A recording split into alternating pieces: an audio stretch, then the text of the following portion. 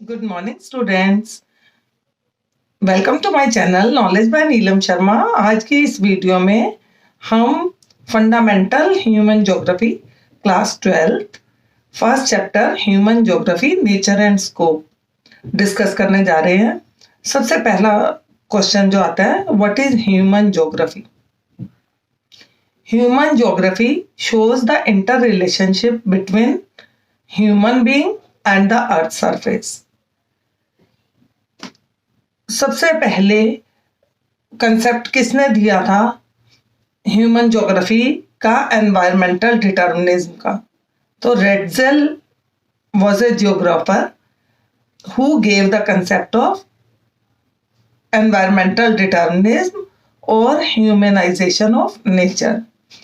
According to Ratzel, human geography is the systematic study about the relationship between human societies and the earth surface. Students, human is the epicenter of all the economic activities and all type of economic development.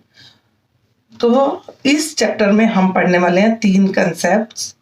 environmental determinism, which means naturalization of human, that is the ancient concept।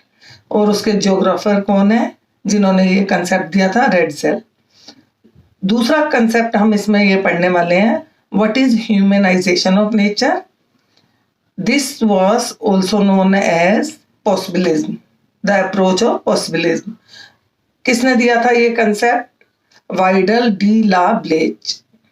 तीसरा इसमें हम पढ़ने वाले हैं neo determinism and the Griffith Taylor gave this concept which is also known as मध्यम मार्ग, middle path between the 2 earlier approaches of environmental determinism and possibilism. Let us start the students. जो एक क्वेश्चन आता है वो question आता है कि explain the concept of naturalization of human और environmental determinism। ये कंसेप्ट किसने दिया था? रेडजेल ने। और इस कंसेप्ट में क्या कहा गया था कि human was the slave of nature because all the activities of human, they are influenced by the forces of nature. Because human was afraid of the forces of nature, so he started worshipping nature. And human ने अपने आप को किसके according कर लिया था? Nature के। सो इसको कैसे हम समझते हैं? Naturalisation of human. अब इसमें क्या था, इसको हम एग्जांपल से कैसे समझाएंगे? Life of Benda people in central Asia.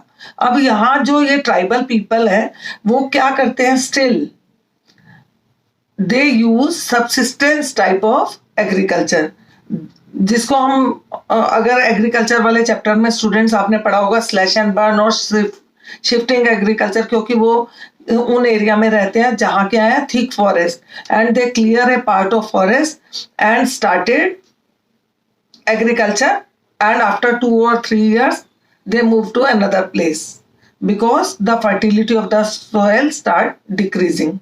तो वो आज भी कैसी पोजीशन में रहते हैं? नेचुरल पोजीशन में। तो इसमें हम ये समझाने वाले हैं एनवायरमेंटल डिटर्मिनिज्म में, क्योंकि human was afraid of the forces of nature, so he started worshipping nature. और सारी एक्टिविटीज क्योंकि नेचर पे डिपेंड करती थी, इसलिए ह्यूमन का क्या हो गया था? नेचुरलाइजेशन। तो इसको बोलते हैं एनवायरमेंटल डिटर्मिनिज्म। इसके बाद एक कंसेप्ट आया, जो कंसेप्ट किसने दिया था? Widal de la ब्लेच। उसने जो कंसेप्ट दिया था उसको क्या बोलते हैं? पॉसिबिलिज्म। पॉसिबिलिज्म के कंसेप्ट में क्या था? इसको और क्या बोलते हैं? Humanisation of nature. क्योंकि ह्यूमन जो है उसके पास क्या है? एक शार्प ब्रेन। स्टूडेंट्स, वो हर दम कुछ नया करता है। और नेचर शोज, पहला जो एनवायरमेंटल डिटर्मिनिज्म था वो क्योंकि पुरानी अवस्था थी और एंशिएंट पीरियड में ह्यूमन ने अभी ह्यूमन सोसाइटीज ने लर्न करना शुरू किया था। एक टाइम के बाद nature shows certain possibility to human and human make use of these possibilities, क्योंकि इन पॉसिबिलिटीज को जो नेचर ने उसको दिखाई उसको ह्यूमन ने यूज किया और कुछ हद तक ह्यूमन ने नेचर को अपने अकॉर्डिंग जो है ढालना शुरू किया। तो अब पहले क्या था, नेचुरलाइजेशन ऑफ ह्यूमन, ह्यूमन किसके अकॉर्डिंग हो गया था, नेचर के, उसको और क्या बोलते हैं, एनवायरमेंटल डिटर्मिनिज्म। अब दूसरे को पॉसिबिलिज्म, क्योंकि nature shows certain possibility to human. अब ह्यूमन ने अपने आप को क्या किया, नेचर को अपने अकॉर्डिंग बना लिया। तो अब कुछ हद तक, पूरी तरह तो नेचर को कंट्रोल कोई नहीं कर सकता, तो ह्यूमन ने नेचर के पॉसिबिलिटीज का फायदा उठाया, उसको अपने प्रॉफिट के लिए यूज करना शुरू किया। अब क्या हो गया, ह्यूमनाइजेशन ऑफ नेचर, नेचर को उसने ह्यूमन ने अपने अकॉर्डिंग बना लिया। अब इसमें क्या था, अब human was no longer the slave of nature, अब human became active and nature became passive. अब थर्ड एक कंसेप्ट स्टूडेंट्स इसमें हम पढ़ने वाले हैं, नियो डिटर्मिनिज्म।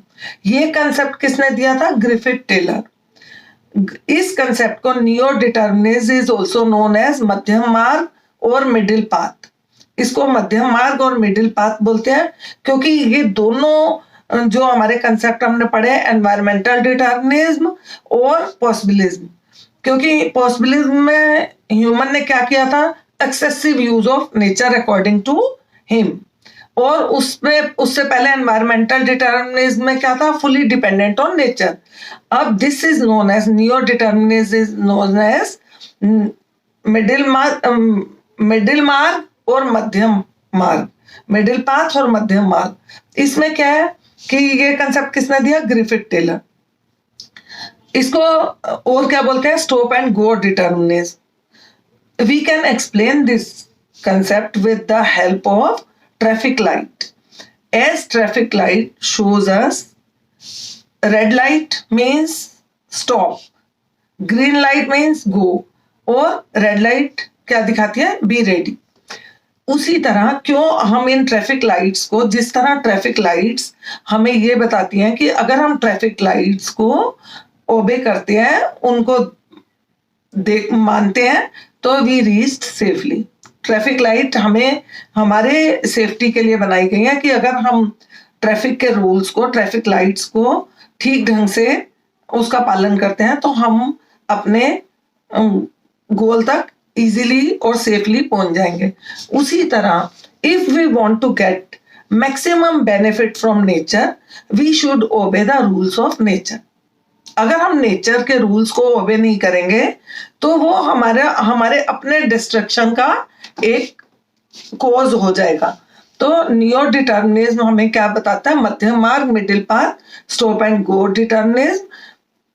ये हमें क्या सिखाता है कि we should obey the rules of nature if we want to get maximum benefit from nature. Thank you student.